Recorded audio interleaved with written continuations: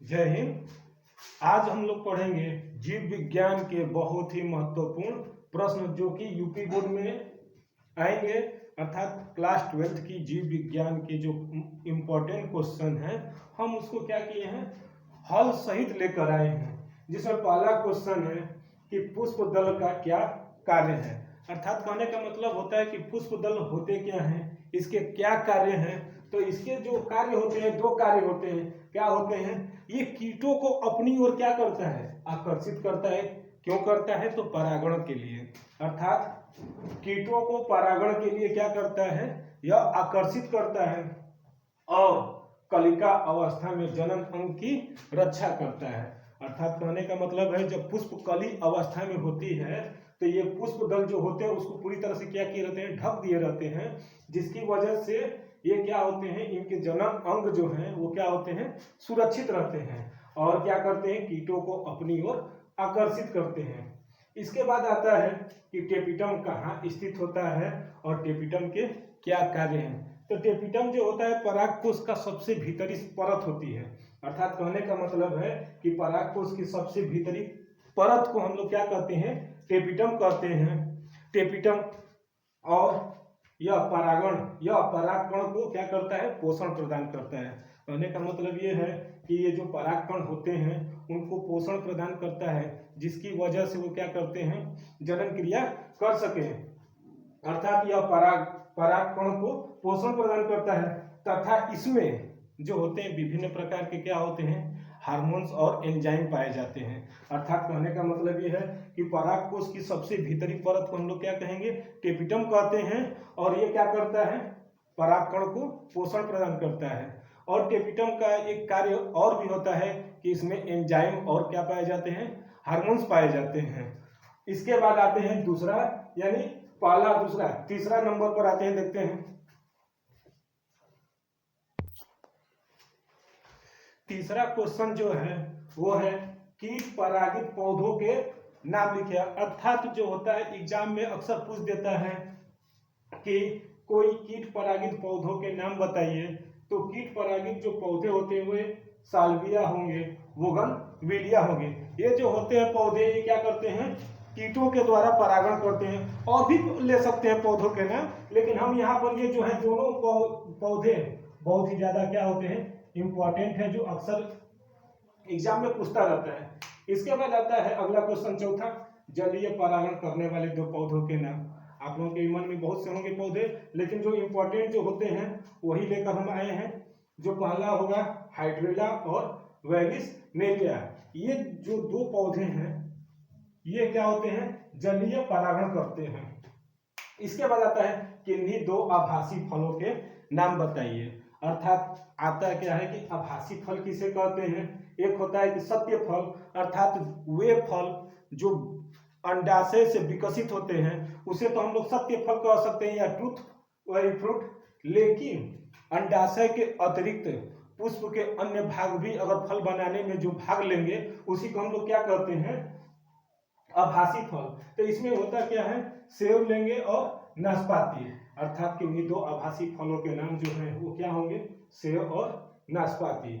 इसके बाद आता है अनिषेक जनन क्या है। अर्थात बिना निषेचन के ही बीजांड द्वारा, यानी जो बिना निषेचन के ही क्या हो जाए, जो बिना निषेचन के ही बीजांड द्वारा अगुणित भ्रूण तथा बीज का विकसित होना। अर्थात बिना निषेचन का ही क्या हो जाए, अगुणित भ्रूण बना ले और क्या बना ले, बीज का विकास कर दे, उसी को हम लोग क्या कहेंगे, अनिषेक जनन। अर्थात इसके जो एग्जाम्पल होंगे वो क्या है, धतूरा है और आलू है। अर्थात कहने का मतलब है कि कीट परागित पौधों के नाम लिखिए। तो कीट परागित पौधों का नाम हम क्या बताएं, साल्विया और बोगनविलिया है। इसके बाद आता है जलीय परागण क्या होते हैं। तो जलीय जो जल के द्वारा जो परागण करते हैं तो उसमें हम किसको लिए, हाइड्रिला को ले लिया और वेलिसनेरिया। इसी तरह ये बताएं कि किन्हीं दो आभासी फलों के नाम। एक होता है सत्य फल, एक होता है आभासी फल। तो सत्य फल के बारे में तो अभी बता दिए कि जो अंडाशय से होते हैं, जो विकसित होते हैं वो क्या होते हैं, सत्य। और जो अंडाशय के अतिरिक्त पुष्प के अन्य भाग भी ले लेते हैं फल बनाने में, उसी को क्या कहते हैं, आभासी फल। अर्थात वो सेब और नाशपाती अनिषेक जनन है। ये क्या थे, इंपॉर्टेंट क्वेश्चन थे। अगला क्वेश्चन आइए देखते हैं। अगला क्वेश्चन है कि अनिषेक फलन क्या होता है। अर्थात कहने का मतलब है कि बिना निषेचन के ही क्या हो जाए, फल का निर्माण हो जाए, उसे क्या कहते हैं, अनिषेक फलन। अर्थात बिना निषेचन के ही अंडाशय से क्या हो जाए, फल का निर्माण हो जाए, उसी को हम लोग क्या कहेंगे, अनिषेक फलन। इसके जो एग्जाम्पल हैं वो एग्जाम्पल केला लेते हैं, पपीता लेते हैं, और भी एग्जाम्पल है। लेकिन कहा जाता है कि बिना निषेचन यानी बिना निषेचन के ही अंडाशय जो है फल में ही क्या हो जाए, परिवर्तित हो जाए, उसे हम लोग क्या कहेंगे, अनिषेक फलन। इसके बाद आता है कि वृषण के दो कार्य लिखिए। अर्थात टेस्टिस जो होते हैं इसके दो कार्य लिख रहे हैं। तो टेस्टिस जो है क्या करता है, एक हार्मोन्स रिलीज करता है जिसका नाम है टेस्टोस्टेरॉन हार्मोन। ये क्या करता है, एक ये द्वितीयक लैंगिक लक्षण पर आधारित है। अर्थात कहने का मतलब है कि टेस्टिस जो होता है टेस्टोस्टेरॉन हार्मोन्स का स्राव करता है। ये हार्मोन्स आने के बाद जो पुरुष में यानी मेल में क्या होते हैं, बहुत ज्यादा परिवर्तन हो जाते हैं। इसके बाद क्या होता है, शुक्राणु का भी निर्माण करता है। ये यानी शुक्राणु का निर्माण कहाँ होता है, तो टेस्टिस में होता है, यानी वृषण में होता है। इसके बाद अगला क्वेश्चन आता है कि लीडिंग कोशिकाओं के कार्य लिखिए। अर्थात लीडिंग कोशिकाएं क्या होती हैं। तो वृषण की लीडिंग कोशिकाएं टेस्टोस्टेरॉन हार्मोन्स को क्या करती हैं, का स्राव करती हैं। अर्थात जो यहाँ पर टेस्टोस्टेरॉन लिखे थे, ये हार्मोन्स किसके द्वारा स्राव होते हैं, तो वो वृषण की लीडिंग कोशिका यानी कौन सी कोशिका के द्वारा, तो लीडिंग कोशिका के द्वारा। अर्थात लीडिंग कोशिका के कार्य में जो होंगे, वृषण की लीडिंग कोशिकाएं टेस्टोस्टेरॉन हार्मोन्स की क्या करती हैं, स्राव करती हैं, जो कि क्या है, यह द्वितीयक लैंगिक लक्षण को क्या कर देता है, विकसित कर देता है। पहला तो हम लोगों का लक्षण होता है कि जनन अंग को देखकर बता दिया जाता है कि मेल है कि फीमेल। लेकिन जो दूसरी बताया जाता है वो कौन करता है, तो लीडिंग कोशिका। जो पुरुष में यानी मेल में जो होते हैं टेस्टोस्टेरॉन हार्मोन्स आते हैं, तो पता चलता है उनके शरीर कैसे परिवर्तन, अनेक परिवर्तन होने के कारण ये क्या होते हैं, द्वितीयक लक्षण कहलाते हैं। अर्थात ये भी क्या थे, इंपॉर्टेंट क्वेश्चन थे, जिसमें ये तो तुम पढ़ लीजिएगा, लीडिंग कोशिका, ये हर साल पूछा गया क्वेश्चन है। इसके बाद ये भी है, अनिषेक फलन की एग्जाम्पल पूछ सकता है। तो ये अगला क्वेश्चन है, ये देखते हैं।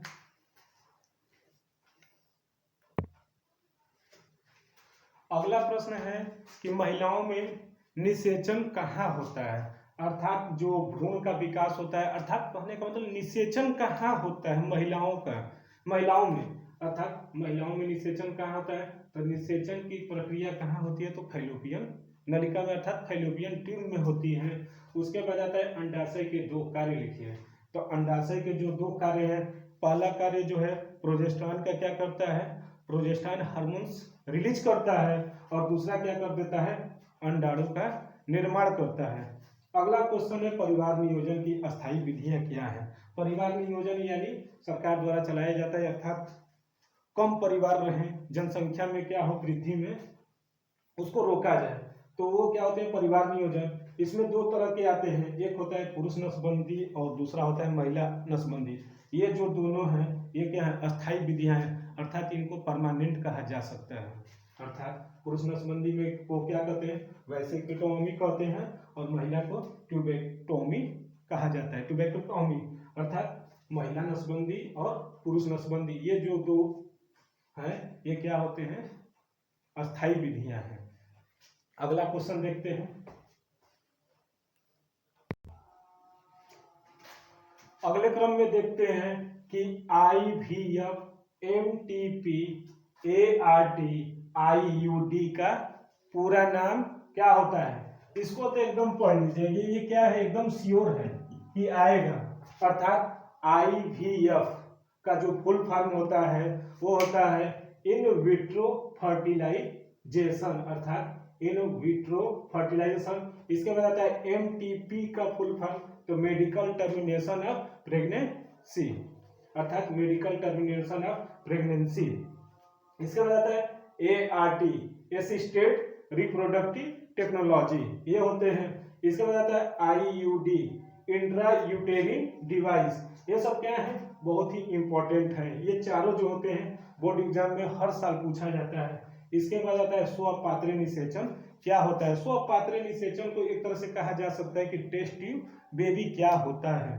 तो ये क्या होते हैं कि महिला के जो अंडाणु होते हैं और पुरुष के जो शुक्राणु, उसको क्या किया जाता है, बाहर निकालकर एक प्रयोगशाला में एक परखनली के द्वारा एक निश्चित ताप पर उसी परखनली में क्या कर दिया जाता है, निषेचन करा दिया जाता है, जिससे क्या होता है कि भ्रूण का विकास हो जाता है। उसी को हम लोग क्या कहते हैं, स्वपात्रे निषेचन, अर्थात महिला के अंडाणु तथा पुरुष के शुक्राणु को शरीर के बाहर जितने ताप पर प्रयोगशाला में क्या कर देते हैं, परखनली के अंदर निषेचित करा देते हैं, उसी को क्या कहेंगे, स्वपात्रे निषेचन, अर्थात इसी को। अगला क्वेश्चन देखते हैं कि मेंडल ने अपने प्रयोगों के लिए कितने लक्षणों का क्या किया था, चयन किया था, और किन्हीं 2 लक्षणों का क्या करना है, नाम लिखना है। ये क्या है, बहुत ही ज्यादा इंपॉर्टेंट क्वेश्चन है। तो मेंडल ने जो अपना प्रयोग किया था उसमें 7 जोड़ी क्या किए थे, विपरीत लक्षण लिए थे, जिसमें पहला आता है बीज का रंग, दूसरा बीज का आकार, तीसरा जो है पुष्प का रंग, चौथा जो है पुष्प की आकृति, और भी 3 है। इसको हम क्या करेंगे, लॉन्ग वीडियो में लेकर आएंगे मेंडल के नियम, तो उसमें सभी को क्या करेंगे, विधिवत बताएंगे। अर्थात कहने का मतलब है कि मेंडल ने अपने प्रयोग में 7 जोड़े विपरीत लक्षण लिए थे, जिसमें से कुछ के तो क्या है यहाँ पर नाम लिखे हैं, अर्थात बीज का रंग, बीज का आकार, पुष्प का रंग, पुष्प की आकृति। इसी तरह अगला क्वेश्चन है, मनुष्य में लिंग निर्धारण के लिए किस प्रकार के गुणसूत्र उत्तरदायी होते हैं। अर्थात जो मनुष्य होते हैं तो उनमें किस प्रकार के गुणसूत्र पाए जाते हैं। तो मनुष्य में जो मादा होती हैं उनमें समयुग्मकी गुणसूत्र पाए जाते हैं, जिसमें क्या होते हैं, यक्ष और यक्ष, और वही अगर मेल होंगे यानी नर तो उसमें क्या होंगे, विषम युग्मकी यक्ष वाई गुणसूत्र पाए जाते हैं। ये क्या थे, इंपॉर्टेंट क्वेश्चन थे। आइए अगला नंबर देखते हैं।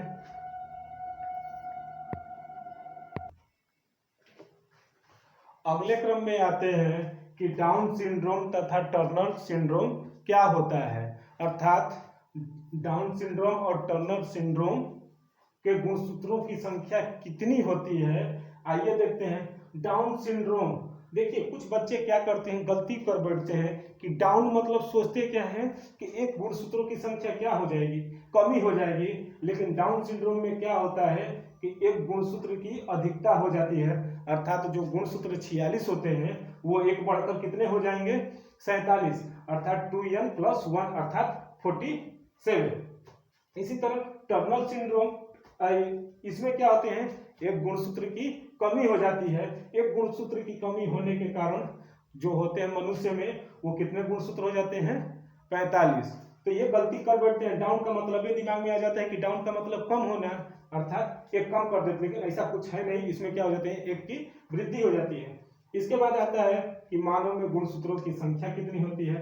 तो मानव में 23 जोड़ी या 46 गुणसूत्र होते हैं। इसी तरह आता है अगला क्वेश्चन, डीएनए तथा आरएनए की शर्करा में क्या अंतर है।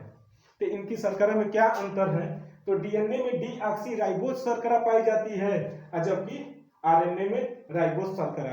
अर्थात कहने का मतलब है कि डीएनए में जो होता है डीऑक्सीराइबोज शर्करा और आरएनए में क्या होती है, राइबोज शर्करा पाई जाती है।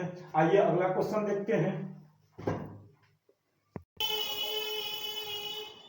और अगला क्वेश्चन जो है वो है आनुवंशिक कूट की 2 विशेषताएं लिखिए। अर्थात 20वां जो क्वेश्चन है ये पूछ रहा है कि आनुवंशिक कूट की 2 विशेषताएं, ये क्या है, एक तरह से ये बहुत ही ज्यादा इंपॉर्टेंट क्वेश्चन है। तो इसका आंसर होता है कि यह क्या होता है, कोमा रहित होता है, अर्थात इसमें कोई कोमा नहीं पाई जाती, अर्थात कोमा रहित होता है। और ये क्या होते हैं, असंदिग्ध होते हैं, अर्थात असंदिग्ध होते हैं। ये क्या थे, जो हमने पिछले वीडियो में आप लोगों को 60 क्वेश्चन लिखवाए थे, उसमें से हमने क्या किया है, 20 क्वेश्चन को उसको उत्तर सहित हमने क्या किया है, बताया है। और अगले जो 40 क्वेश्चन है उसको भी क्या करेंगे, पार्ट वाइज लेकर आएंगे। तब तक धन्यवाद।